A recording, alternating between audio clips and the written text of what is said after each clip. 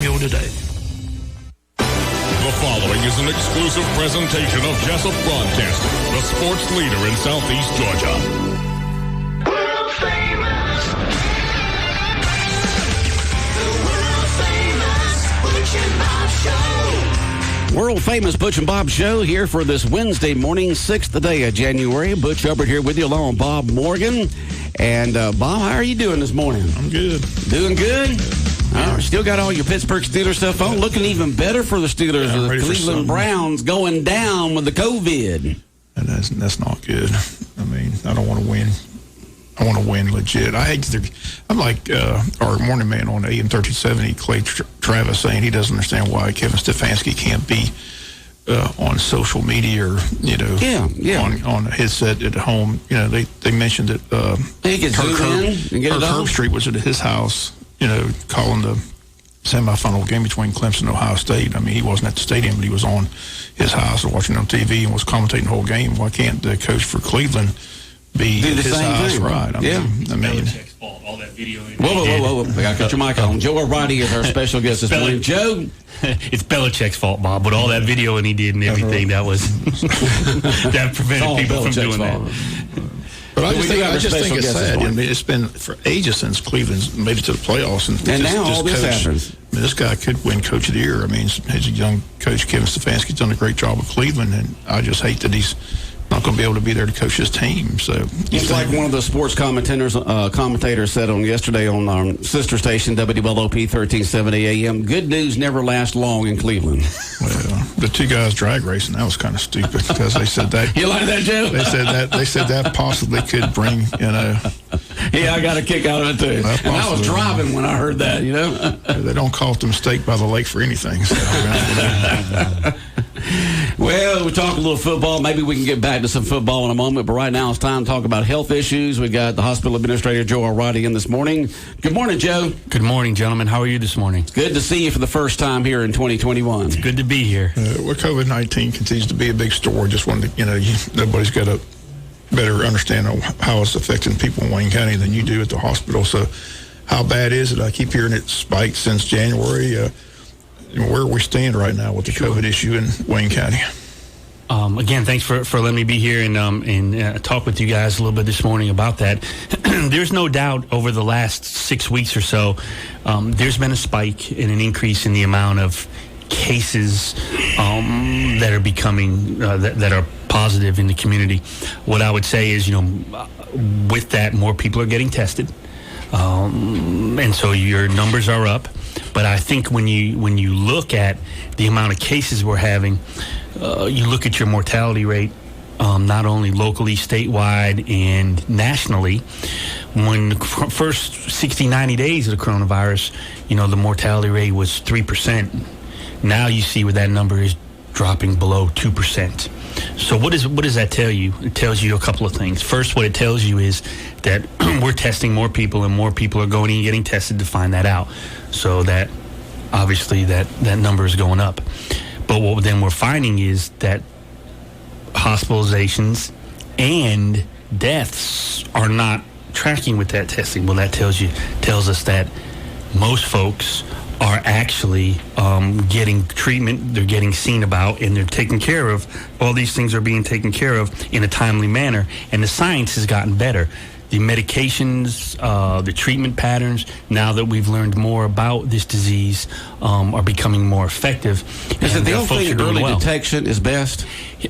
In just about anything from cancer to heart to the COVID, is that? I would think early detection is very. I think figuring out not only for yourself but for others because it is so contagious. But I think the other thing that's very important with this, Butch, is that anything you get, whether it be a common cold, a coronavirus, there are folks that can have complications.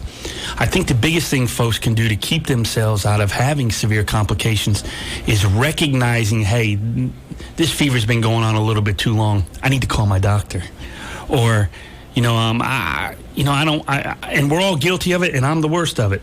Oh, I'll be okay. Oh, yeah. I'll go to bed and I'll be okay. Well, maybe if it's been going on a little bit too long, maybe you need to call your doctor and get seen about, and maybe you can get treated for something before it goes from being maybe an issue to a problem. And so I think that's something I think that we can do. And again, the other thing, and we've talked about this many times when I come here, use common sense, wear your mask, okay? Masks help. Are they 100% foolproof? My humble opinion, probably not. But do they help? There's no way they can't. Wash your hands. Social distancing. Use the social distancing. The other thing is, if you get tested, stay home until you get your results. And the other thing we're talking about testing is, and you're seeing this now, rapid tests are great, because you can get an answer right away. But there's a lot of problems with rapid tests when it comes to false negatives. And what they're seeing nationally is this. First of all, if you go get a rapid test and a rapid test tells you you're positive, then you're positive. Okay, you can take that to the bank. But I'm seeing studies that some of these rapid tests have up to a 40% false negative rating. Well, I've heard on the rapid test, you've really got to have the symptoms in order for it to be able to say it's positive. You could have it. You could have COVID-19 and get rapid tests, but if you don't have the symptoms, a lot of times it will show negative. Is that correct? It could be that, or it could be because the test is done so fast, it isn't being given a full analysis of your blood to be able to pick up the antigens. Right. And so, the best tests out there that are 99.8% accurate are the ones that you send out and you have to wait 2 or 3 days to get back. But you get a true result. What's happening around the country, and I can't really speak to say what's happening here, but other places are seeing in the country that a lot of the spread is someone going to get a rapid test that comes back negative. And then they think, well, I'm okay. I'm going to go to grandma's, or I'm going to go, hang out with and when in fact they're positive and they're spreading it unbeknownst, not on purpose, but then they're unbeknownst, they're spreading it to other folks. I've had different folks tell me they've taken 2 rapid tests that are negative, and they just knew that they couldn't have been right. They did a send-out test, and they were positive. Wow. So, but the biggest thing is that if you don't feel well, don't go to work. Go get looked at. If you think you have symptoms of COVID, go get tested. Doctor. Call your doctor. Then go get looked at. Call your doctor. Your doctor will be able to advise you and direct you and guide you to the exact path you need to go on. What you hearing about this new strain that's out? Supposedly it's now in Georgia. How bad is this new strain? It's been in. They found it in the UK. I think they think it was in the UK in late October, early November. So it's been here. What you're reading and what they're telling you is that it's more contagious. But it seems to be, I read a study yesterday that said they think it's more contagious in people under the age of 25. But it doesn't appear to have greater complications. It's just a more contagious strain. And this is what viruses do. This is what coronaviruses do. They mutate. They mutate into different forms. And then they tend to wash themselves away. Flu. The flu virus will mutate during just flu season. So this is what viruses do. But everything you read, the vaccine will cover any strands of the coronavirus because it doesn't go after the virus per se. It goes after the proteins in the virus. Have you had a vaccine shot yet for COVID? I have not been vaccinated, not because I don't believe in the vaccine that I won't get vaccinated. About 3 weeks ago, I came down with the coronavirus, and I'll have antibodies for 90 days. And this is just me personally. I feel like if I have antibodies, someone else needs to get that dose before myself. But personally speaking, when I can get that vaccine, I'm sure going to get it. How much of your hospital staff has been vaccinated? Right now, we have vaccinated probably pretty close to 250 folks between all healthcare workers, physicians. I would say we're probably going to wind up vaccinating pretty close to half of our staff. Some of that is... By when? This week. This week. And then we've already been giving it the next to few weeks? Well, it depends. If someone wants to get the vaccine, they can get the vaccine. But but it's not mandatory by the hospital administration. No, it's not, and it's not mandated throughout the country that you get it. But I think that number's skewed a little bit because, like myself, there's a lot of folks that have gotten the virus, and you just kind of say, a minimum 90 days. Some folks, there's a study at Emory right now that have folks that contracted the coronavirus in March, and as of December 1st, still had antibodies.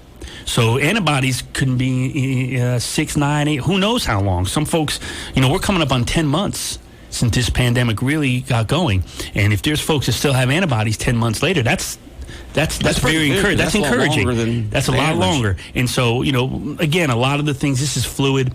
We're 10 months into this thing. We're learning more and more every day about that. But the vaccine, I think is a potential very valuable tool to help eradicate this thing. Somebody putting a how-to manual together for the next time we have a pandemic, because we learned so much from this one that seems like that next time we may be a little bit more prepared. We may be a little bit more prepared. You have to remember, there hasn't been a pandemic in 100 years. Yep.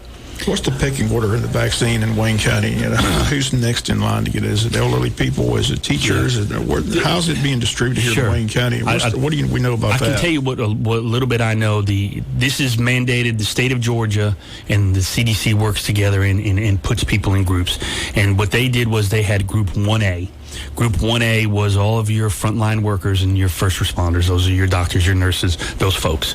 And to vaccinate those folks. And then there's Section 1B, which is, I believe, and don't quote me on this, I think it's going to be educators, first responders, people 65 and over. Also in 1A was nursing homes, residents, and those folks. However, the governor has written an executive order January 1 that folks 65 and over will be eligible for the vaccine as soon as possibly next week. That's like me. If you're 65, yes, sir. 66. There you go. You will be eligible for that. Where will they be doing it? Okay, that's doing it at the health department. Yes, they will be pharmacies. Where? I think what you're going to see with the vaccine down the road, it's going to be distributed potentially like your flu shot. Your flu shot, you can maybe get it from your doctor. You can get it from pharmacies, and you can get it from the health department. So I think eventually, once they can get enough of the vaccine, and that's the problem. I mean, there's how many billion people on this planet? And two companies are trying to make enough. Well, now it's 3 companies, and one of them hasn't been approved in the U.S. yet. It has not. The last one hasn't been approved. No, in the so U.S. it's only yet. 2. So and so they're working to get it out. So that's why the rollout is gonna take a little longer. My personal opinion, again, this is just personal opinion. I think within the next 60 to 90 days, you're going to see a general rollout to the entire public. I think sometime I would say by mid-April, I think you'll see. Again, that's just my opinion. The way I'm kind of reading the tea leaves. But to get back to your question, how can you get the vaccine? That's a public health issue, and the health department here locally will be handling that. And what they're going to do once they get all their vaccines and do that, you can go to their website or you can call them and you can make an appointment. And they'll be taking people by appointment to come and get their vaccine or whatever they have to do right through public health. Which vaccine will be most common here in Wayne County? It's a crapshoot. It depends whatever one is available. Wayne County has gotten the Moderna. Which is easier to store. Basically, that's the only difference between the two. Okay. It's a 2-shot. It's you take one, then I think it's between 26 and 30 days. You have to get the second one, but the storing is a lot easier. It's a lot easier, but that's the way folks will get that. They'll go through public health. But I think once they get enough vaccines, some physician offices do and some don't. Some give the flu shot. Some people can go to their primary care physician and get the flu shot. Some folks don't do it, but then you could go to your local. A lot of local pharmacies provide a flu shot. So I think, again, what you're going to see is the way you go about getting your flu shot will be the same way you about getting your coronavirus shot vaccine. Wayne Memorial Hospital Administrator Joe Ierardi, our special guest this morning on the world-famous Butch and Bob Show here on WIFO-FM in Jessup. Bob? Now, you said you know, like I said, you still, when I follow this, it's like hard to get your head around it because they say it's contagious, but yet you said your family of four, Crazy. Same household, 2 people have it, 2 people don't, but they live in the same household. So, I mean, it's just weird how it all works out. And I could tell Butch, you know, I know people that are just so careful, do everything right, and they wind up getting, other people don't. I mean, it's just hard to wrap your head around who's going to get it, who's not going to get it. I mean, I don't know, it's just crazy. Bob, you're exactly right. That's what makes this so difficult. And again, I think as time goes on, we're going to learn so much about why these things happen. You know, there's all kinds of theories out there.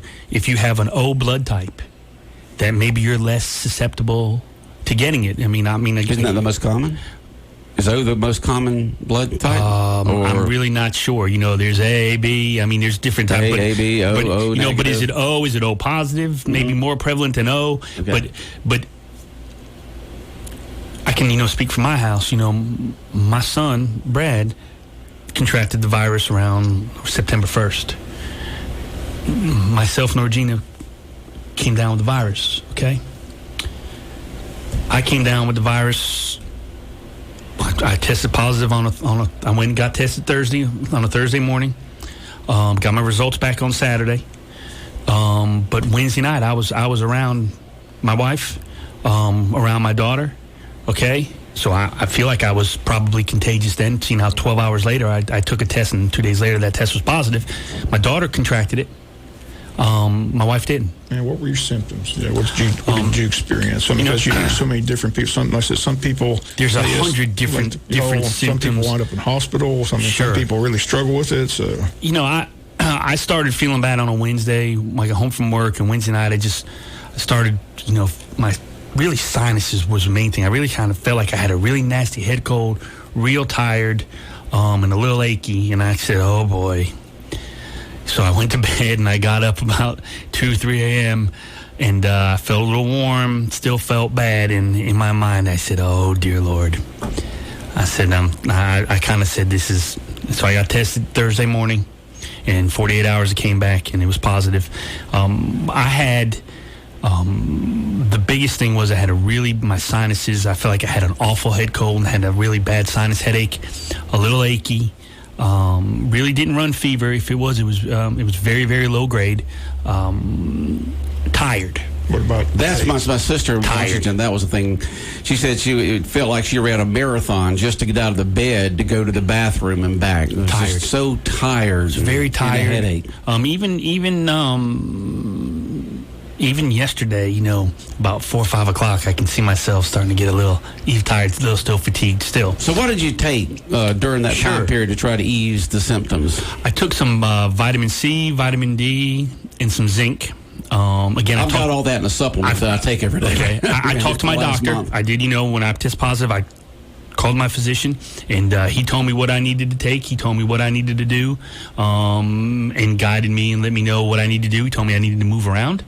You know, don't be laying in the bed all the time. Go get the mail, walk around. They tell you, you know, you need to, even though you're tired, you need to keep moving. He gave me those vitamins to take. He gave me another medication. I can't remember what it was. And that's what I did. And I was quarantined for almost 2 weeks. And that what drove me down to you. Now that's what got me. I talk to you almost every day. I was going crazy. Did you lose a sense of taste or smell? I did not. Like I that, did not lose taste or smell.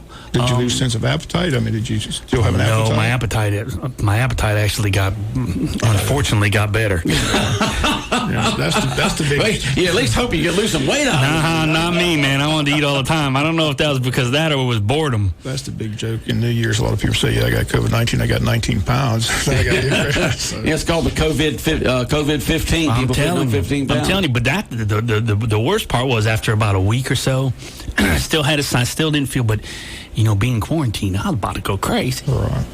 But you know, as you said, you had it, but you know, and you're in the hospital administrator, you still see it's still out there. People still need to be careful, wear their mask. You gotta be careful. You gotta wear your mask. It's real.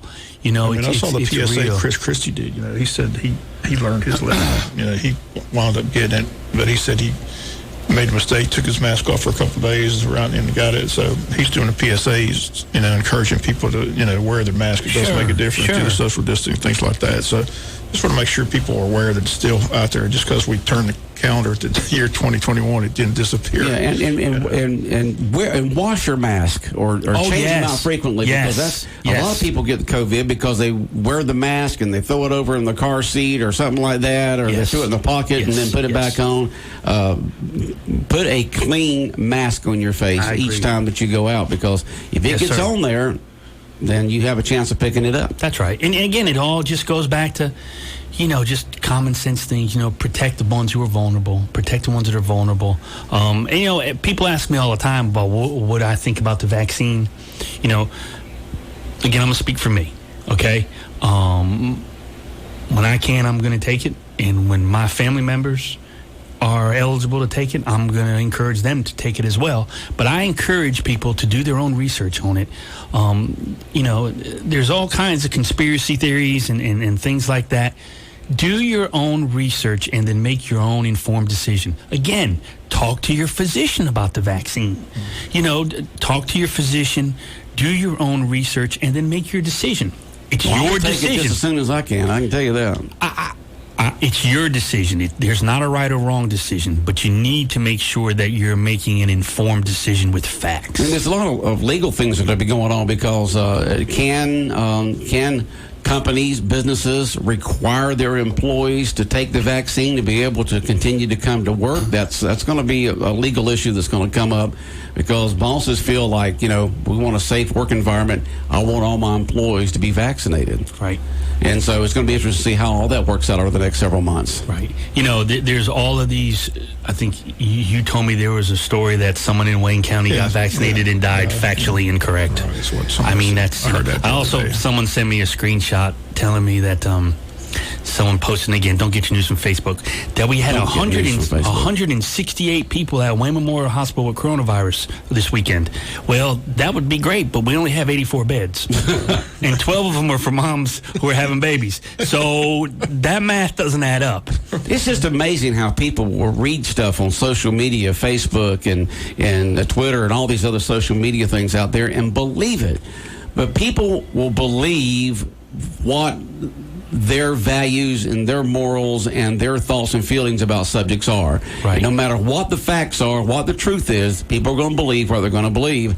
And people have a sense of believing negative news very quickly. Sure. We've always heard the expression, that's too good to be true. But we've never heard the expression, that's too bad to be true. That's right. And again, we talk about this, and we're going to, you know, I want to encourage folks to wear their mask. Do the things that they have been doing and continue to do. You know, again, I believe this. Wayne County has done an excellent job. And again, of doing the things that need to be done. Again, got to give credit. Our prisons here have done a great job in taking care of things. The school system has done tremendous in keeping things together and doing a good job. Nursing homes, Nursing homes have been awesome, Bob. First little outbreak that they've done great, but after that, you haven't heard any problem with the nursing homes. They've done great, you know, and they've had to, just like us, they've had to take measures that aren't the best measures you have to do. You know, nursing homes, unfortunately, like the hospital, we've had to put a big time break on visitors, and the reason for that is, and it stinks. It stinks. I'll be the first one to tell you, it stinks that you can't have visitors. But the problem is, and I think anyone with sense would agree, we got to do everything to protect those that are going to be taking care of those when they're sick. You know, the worst thing that can happen is, and because people are asymptomatic with it, and because people could test negative on a test, like you said, Butch, but can still be careful, they could come in there unbeknownst, and now 4 or 5 staff members at the hospital get it. And now, who's going to take care of the patients? Do you have people video? Yes, we do the FaceTime, and listen, phones and laptops. We and do, stuff. You and sitting in your bed and there. We try to do that and do the best we can, but it doesn't substitute for having a loved one or someone sitting there. And I get it; it is better than nothing.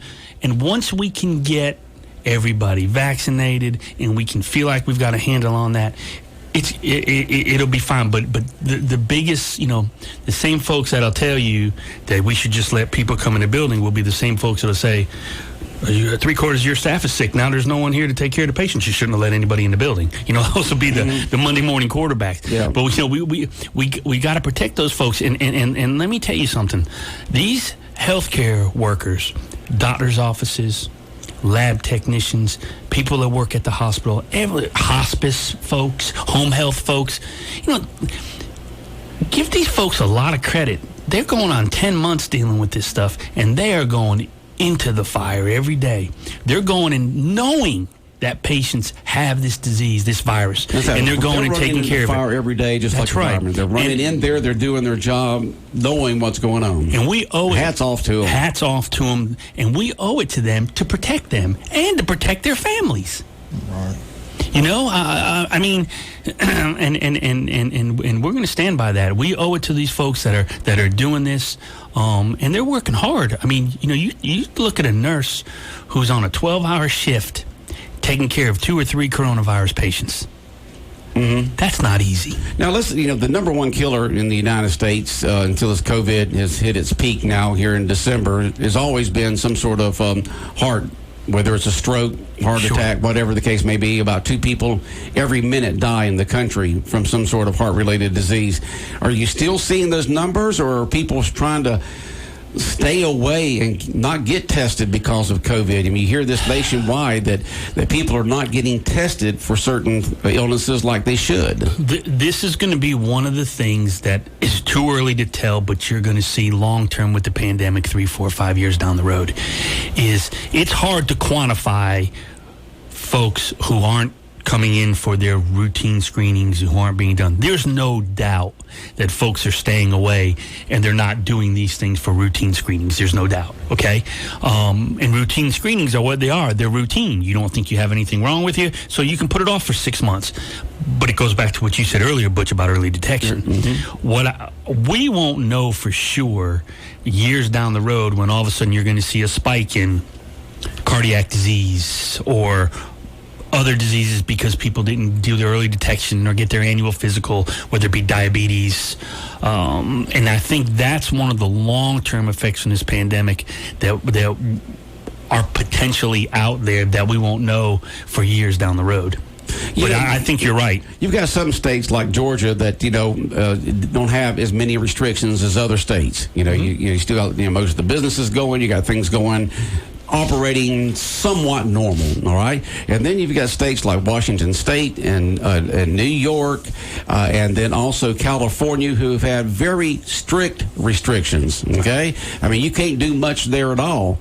But they're some of the hot spots in the country. How do you take a look at that when you got some states who pretty much open, and then you got states who just got you can hardly do anything, but they're having just as many cases or more than the states who don't. What's there? It's one of those things. It's hard to explain because you're right. That you would think that if everybody is locked down and staying home, but the lockdowns are only as good as, I mean, I could sit here in Butch, you could lock down a radio station. You could say, listen, you're going to tell your whole staff, all y'all staying home for the next 2 weeks, so we don't have anything. But if Bob decides to go hang out at someone's house and watch the Steeler game with 7 or 8 people, well, I mean, that's why it goes back to the individual. What you're saying is they may not be doing at their job, or they may not be going to a restaurant or bar in these states and stuff like that, but they're doing it privately because it's kind of hard, because we're a freedom-loving country. We're not used to being told strictly on what to do and what not to do, and people are going to do what they want to do, whether what the government says or not. And I think you're right about that. They may not be doing it publicly, but they're doing it privately. I think it goes back to, again, personal choice. I trust people. I mean, you give them the facts, and then they got to decide what they want to do. But I think that's got to be part of it. But these, everybody says, the lockdowns, they don't work. Europe locked everything down, and it was a mess. And some of the Scandinavian countries did not lock down and went to school, and they had the lowest rates in Europe. I mean, look at Wayne County school system. Yeah. Well, most pediatricians throughout the country say the students need to be in school. You got some of these states, to me, are doing a knee-jerk reaction and saying, no, we need to do it you need to teach from home, but that's been proven that's not working. These students need to be in class. They need that structured environment. They got to have that FaceTime with that teacher. But some states are saying, no, we're going to try to cut down the COVID, but I know here in Wayne County, they've done an excellent job of isolating certain situations, but keeping those students in class, in that structured environment, in front of the teacher, and they're learning a lot more than they would be at home in front of a computer screen. But it goes back to this, as a parent, let the parent decide. If a parent wants to do the virtual learning from home, that's their choice. Right. If someone wants to send their child to school, they should be able to send their child to school. You make the decision that you think is best for you, and that's the way I think we need to look at this. We need to look at being informed and making the right decisions, but at the same time being cognizant and respectful of others. And what I mean by that is wear your mask. If you get tested, wait till you get your results, even though you feel good. Be respectful of others. Go and get that send out test. If it comes back negative, hey, great. Just using the common sense things. And again, our community, for the most part, has really done that. I want to change a little subject here. You got that big brand new building that you're building there in front of the hospital, Memorial Drive. Yes. Just in case folks don't know what that building is and what it's going to be used for, inform folks. Sure. Thank you. We had to build a new building to put some physicians in. We don't have enough office space, which is a good problem to have because we've gotten so many new physicians. So we've got Dr. Dorothy Nelder, family practice physician, Dr. Gary Stern, cardiologist, and Dr. Oliver Jenkins, ear, nose, and throat, are all in that building. It's a building. They're all in their own, separate pods. So it's not an administration building. No. It's actually a doctor's office building. It's a doctor's office. It's a physician's office. Quite honestly, we need space. If you want docs to come to town, you got to have somewhere for them to see patients. Right. So that's been a wonderful addition to be able to take some of that pressure off. I asked the question when Richard here, he didn't have the answer. If you get COVID and you get through it, can you not get it again, or can you get it again? Do you know that answer to the question? No one knows that. No one really. It depends on how long you keep the antibodies. That's right. How long you keep the antibodies. And nobody knows. It's still too early. I'm going to say that I don't think you would get it right away. I think it would be probably, and again, this is an opinion assumption, kind of like the flu. In every couple of years, if you don't get the flu shot, but you get the flu. You may get it every few years. One thing about, I think, can I talk about the vaccine real quick? I think one thing is there's a misnomer out there. The vaccine is not a live virus. You cannot get coronavirus from getting the vaccine. The vaccine attacks not the virus. It attacks if you ever looked on television, I'm going to make this simple because I'm a pretty simple guy. I'm not a big science guy. But you ever seen they show the virus and it has a little things that are like spike? Mm-hmm. Right. That is what causes the complications in your sickness, not the virus. We get viruses all the time. What that does is it goes after that and kills that. Kills what is that? The spikes. The protein kills the spikes, which causes all of the complications.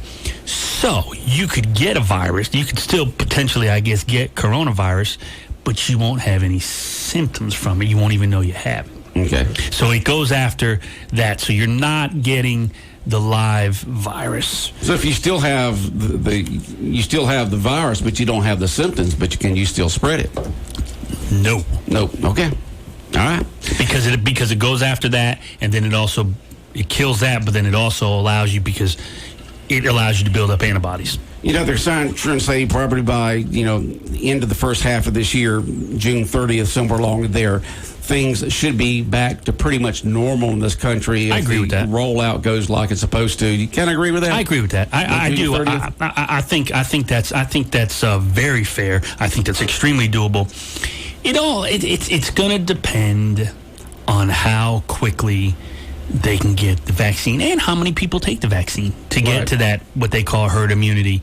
And it goes back to, like Bob asked, how many people get it? How long can you get it again? How long is it going to take to get again? Is it 6 months, 10 months? Is it a year? How long does the vaccine last? Does the vaccine last 1 year? Does it last 3 years? Does it last 5 years?